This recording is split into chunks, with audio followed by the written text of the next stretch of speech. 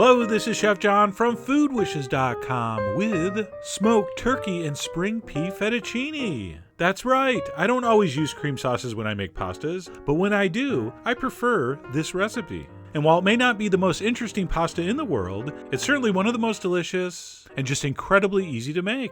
And by the way, I'm a little nostalgic for this recipe in that it was the first pasta recipe I ever made in San Francisco at my very first chef job. True story. So to start off, I'm going to pick some tarragon leaves. And not only is the flavor perfect, but it's so easy to pick. Unlike other herbs like thyme. Thyme is such a jerk. Tarragon's so much nicer.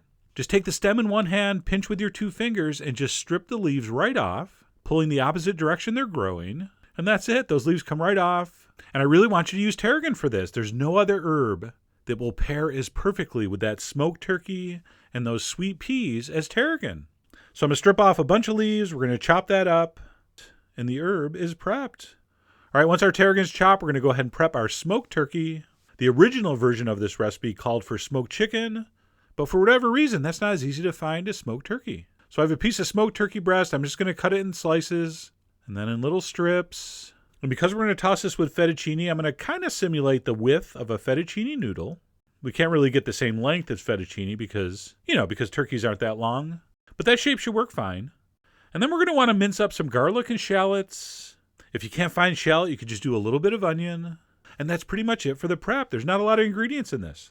All right, we're going to go over to the stove where I have a heavy-duty skillet set on medium heat. I have a little bit of olive oil in which we're going to saute our shallots and our garlic, but only for a few seconds. Maybe 30 seconds. Just give it a little sizzle. All right, we don't want any color on there.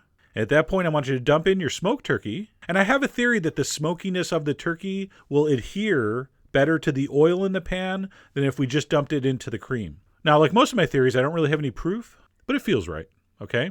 So we're going to dump that in, and we're only going to stir that around for a minute. Again, I'm scared of burning the garlic. It's really the only way to ruin this. So cook that turkey stirring for about a minute, and at that point, we're going to dump in our heavy cream, and a good amount of it. We're going to give that a stir. We're going to raise the heat up to medium-high because we want to bring this up to a boil. And while we're waiting for that to happen, let's go ahead and season this up with a little bit of cayenne, a little bit of freshly ground black pepper, and a pinch of salt. And eventually that will come up to a boil. And we're going to just boil that for about 5 minutes until it slightly thickens. All right? Now, while that's happening, you might as well go ahead and boil your fettuccine. The great thing about this recipe is the sauce is going to take about as long as it takes to make your pasta. So I'm going to boil my fettuccine in salted water. That's going to take about 7 or 8 minutes. And while that's boiling right next to my sauce, I'm going to keep an eye on my cream. All right, be careful. Cream loves to boil over, so feel free to adjust your heat. So about 5 minutes later, I'm going to turn this down to low, and you can see it just slightly thickened. All right, now it's hard to give exact time, so I'm going to say about 5 minutes that takes, but you're going to keep an eye on it. Bottom line, it should basically look like this. And at that point, we're going to add our peas. Now, of course, you can use fresh peas or frozen peas. Which did I use? I prefer not to say. But anyway, stir the peas in and just keep that on low until your pasta is ready, which should just be like a minute or two. All right, again, we're boiling the pasta while we're making the sauce. And by the way, quick tip, if your cream reduced too far, just add a splash of the pasta water. And then once your pasta is perfect, which means it's about a half a minute underdone, we're going to drain it very well. We're going to dump it into our sauce, along with all that freshly chopped tarragon, and then just a little grating of lemon zest, just a little touch. I'm just using the microplane. And I'm just going to stir that over low heat for about a minute until all that lusciousness is combined.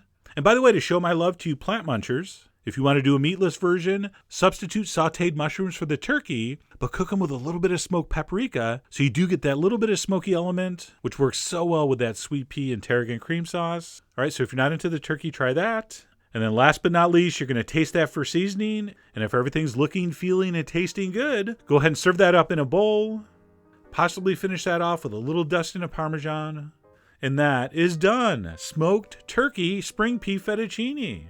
And like I said earlier, I don't make that many cream sauce pastas, generally preferring the olive oil and tomato-based versions. But this is just so over-the-top delicious. And yes, very rich. All right, this recipe makes 4 appetizer-sized portions, which is how I think you should serve it. For me, this is a little rich for an entire plate, but suit yourself. But above and beyond that luxurious creamy sauce, this has such a great combination of flavors. There's something about those sweet peas and that smoked turkey that just pairs so well with tarragon, which has that subtly sweet kind of licorice aniseed flavor. It's just a beautiful, beautiful thing. So I really hope you give this a try. Head over to foodwishes.com for all the ingredient amounts and more info as usual. And as always, enjoy.